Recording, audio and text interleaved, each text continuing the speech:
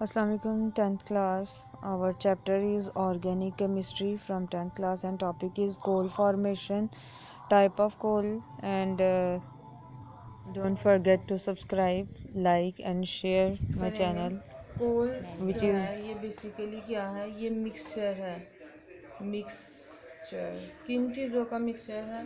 क्योंकि हम ये ऑर्गेनिक कंपाउंड्स को देख रहे हैं, तो कोल जो है ये मिक्सचर है हमारे पास कार्बन, हाइड्रोजन और ऑक्सीजन, तीन कंपाउंड्स का।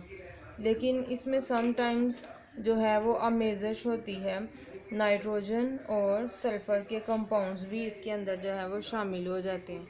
आमतौर पर कोल जो है, जो हमारे पास कोल होता है वो क्या होता है, मिक्सचर होता है कार्बन, हाइड्रोजन और ऑक्सीजन के कंपाउंड का। लेकिन इसमें इसके साथ साथ क्या चीज़ शामिल हो जाती है, नाइट्रोजन और सल्फ़र के कंपाउंड्स भी इसके अंदर शामिल होते हैं। ठीक है, इसके बाद हम इसकी फॉर्मेशन को देखते हैं कि ये बनता कैसे है, यानी कोल जो है इसके बनने का जो प्रोसेस है ये क्या है। कोल का जो फॉर्मेशन है, इसका बनने का जो प्रोसेस है, ये बहुत ही लंबा और स्लो प्रोसेस है। फॉर्मेशन ऑफ कोल जो है ये बहुत ही स्लो और लॉन्ग प्रोसेस है। इसका ड्यूरेशन बहुत ज़्यादा होता है। इसमें डेड प्लांट्स और एनिमल जो हैं वो ज़मीन के अंदर लाखों मिलियन ऑफ ईयर्स के लिए दफन हो जाते हैं, और वहाँ पे दफन होने के बाद ज़मीन के टेम्परेचर और प्रेशर की वजह से जो है ये कन्वर्ट हो जाते हैं कोल से, वुड से कोल में। जो डेड प्लांट्स और इनके बोन्स, प्लांट्स के जो रिमेन्स होते हैं, प्लांट्स जो कि ज़मीन के अंदर बरीड हो जाते हैं due to some natural disaster, ये ज़मीन के अंदर बरीड हो जाएंगे। और यहाँ पे ये तकरीबन मिलियंस ऑफ ईयर, ये 1 मिलियन या तो तकरीबन हम कह सकते हैं कि मिलियंस ऑफ ईयर्स जो हैं प्लांट्स यहाँ पे जो हैं वो रहते हैं। इसमें तकरीबन जो एवरेज एज है वो 500 मिलियन ईयर्स की है। यानी वुड को, जो डेड प्लांट्स हैं in the form of would, उनको कन्वर्ट होने के लिए कोल में, यानी कि वुड को कोल में कन्वर्ट होने के लिए, वुड को कोल में कन्वर्ट होने के लिए बिलियन ऑफ ईयर्स लगते हैं। और कोल में कन्वर्ट होने के लिए बिलियंस ऑफ ईयर्स जो हैं रिक्वायर्ड होते हैं ताकि ये अपने इसको कोल में कन्वर्ट कर सकें। और ये बहुत ही स्लो और लॉन्ग प्रोसेस है। वुड का कोल में जो कन्वर्ट होना है, ये प्रोसेस जो है वुड का कोल में कन्वर्ट होने का जो प्रोसेस है ये कहलाता है कार्बनाइजेशन। कार्बनाइजेशन यानी इसमें कार्बन को जो है वो चेंज किया जाता है। वुड का कोल में कन्वर्ट होना क्या कहलाता है, कार्बनाइजेशन। ये बहुत ही स्लो है। अब जब ये ज़मीन के अंदर दफन हो जाते हैं, ये सारा कार्बनाइजेशन का जो प्रोसेस है ये under high pressure, high temperature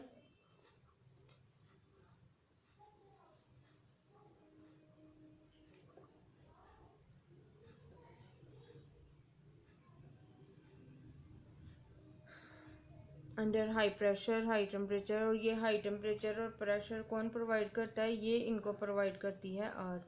ज़मीन में जैसे जैसे हम नीचे जाते जाएंगे, गहराई में जाते जाएंगे, तो ज़मीन का जो प्रेशर और टेम्परेचर है ये बहुत ही ज़्यादा हो जाता है। और नंबर 3 इसमें जो एक चीज़ रिक्वायर्ड होती है वो है एब्सेंस ऑफ एयर। वो क्या है, एब्सेंस ऑफ एयर, हवा की गैर मौजूदगी में ये जो है प्रोसेस वो होगा। इसमें आमतौर पर जो वुड में कार्बन की कंसंट्रेशन होती है, वुड के अंदर जो कार्बन की कंसंट्रेशन होती है, वुड पे अगर हम बात करें तो वुड जो है, वुड के अंदर कार्बन की कंसंट्रेशन होती है 40%। यानी जो लाइव प्लांट्स होते हैं, ज़िंदा जानवर, पौधे होते हैं, उनके अंदर जो कार्बन की कंसंट्रेशन है वो कितनी है, 40% होती है। लेकिन जब ये वुड से कोल में कन्वर्ट हो जाते हैं तो इनकी कार्बनाइजेशन के प्रोसेस में से गुज़रने के बाद इसके अंदर जो कार्बन की कंसंट्रेशन है ये वेरी कर जाती है। इसके साथ साथ इसके अंदर कार्बन के चेंज किया जाता है। अब ये अगर आम तौर पर हम देखें तो वुड में 40% कार्बन होता है। अब जब ये कार्बनाइजेशन के प्रोसेस में से गुजरेगा, वुड जो है कार्बनाइजेशन के प्रोसेस में से गुजरेगी, तो इसमें जो चीज़ें वेरी करेंगी वो होंगी सबसे पहले कार्बन का जो है कार्बन की जो क्वांटिटी है ये वेरी कर जाएगी। कार्बन की क्वांटिटी ऑफ कार्बन ये चेंज हो जाएगी। Number 2, moisture. लिविंग प्लांट्स जो हैं इनके अंदर मॉइस्चर ज़्यादा होता है, लेकिन जो डेड होते हैं इनके अंदर मॉइस्चर्स की जो है वो कंटेंट वो चेंज हो जाता है। Number 3, volatile components. वोलाटाइल यानी कुछ इसके अंदर ऐसे कंपोनेंट आ जाएंगे जो बहुत कम टेम्परेचर पे बहुत जल्दी से एवेपोरेट हो जाएंगे। तो इसके अंदर जो कार्बनाइजेशन प्रोसेस के बाद वुड के अंदर जो चेंज है, कार्बन की क्वांटिटी, नमी और इसके जो बुहारात, कुछ कंपाउंड्स होंगे जो बुहारात बनने के जो है वो तेज़ी से इसमें से जो है वो निकल जाएंगे। ठीक है, वोलेटाइल कंपाउंड्स। इन तीन की बेसिस की वजह से हमने जो है वो कोल को डिवाइड किया है इसकी कुछ टाइप में। हमने क्या किया है, कार्बनाइजेशन के प्रोसेस से हमें क्या मिलेगा, कोल, और इन बेसिक प्रॉपर्टीज़ की बेस पे हमने कोल को कुछ टाइप्स में डिवाइड किया हुआ है, जो कि इसकी बेसिक 4 टाइप्स हैं, जो कि ज़मीन की गहराई, इनके अंदर कार्बन की क्वांटिटी डिफरेंट होने की वजह से जो है वो हमारे पास आती है। हमने कार्बन को जो है वो उसके कार्बन की क्वांटिटी और इनके प्रेशर और में डिफरेंस की वजह से डिफरेंट ग्रुप्स में जो है वो इसको डिवाइड किया हुआ है, जिसमें सबसे पहले आ जाती है ये सबसे चीप क्वालिटी है कोल की। और चीप क्वालिटी होने के साथ साथ इसमें कार्बन की अगर हम क्वांटिटी देखें तो बाकी जो हमारे पास कोल की टाइप्स हैं उनमें कार्बन की क्वांटिटी सबसे पहले कम जो है वो इस कोल में होती है। इसको पीट का नाम दिया गया है, पीट में जो कार्बन की क्वांटिटी है वो है 60%।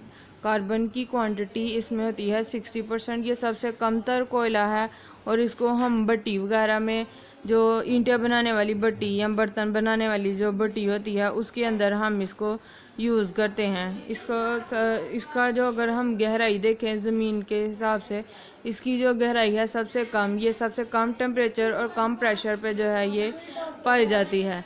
उसके बाद दूसरी टाइप जो है ये है लिग्नाइट में कार्बन की क्वांटिटी पीट के मुकाबले में ज़्यादा होती है। 70% इसमें कार्बन होता है और इसकी जो प्रेशर और टेम्परेचर है वो उसके मुकाबले में ज़्यादा होता है और ज़मीन से ज़्यादा गहराई में जो है ये लिग्नाइट का कोल की जो टाइप है ये ज़्यादा गहराई में हमें मिलती है।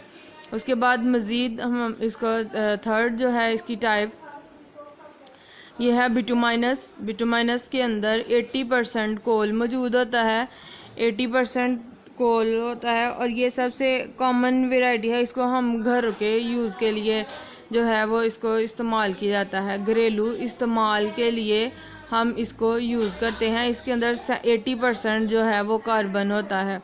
ये इन दोनों टाइप से ज़्यादा बेहतर है, यानी जितनी ज़्यादा गहराई होगी उतना ज़्यादा प्रेशर, उतना ज़्यादा टेम्परेचर और उतनी ही कार्बन की जो क्वांटिटी है इनमें वो पहले से ज़्यादा होती जाएगी।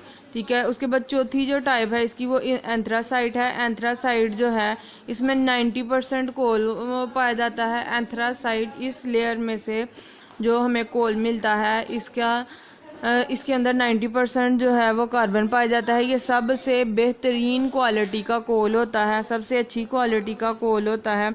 इसको जो है वो इंडस्ट्री में जहाँ पे हीट वगैरह की ज़रूरत होती है इसको वहाँ पे जो है वो इस्तेमाल किया जाता है। ठीक हो गया, ये हमारी आ गई टाइप ऑफ कोल्स और इनके यूजेस भी हमने देख लिए।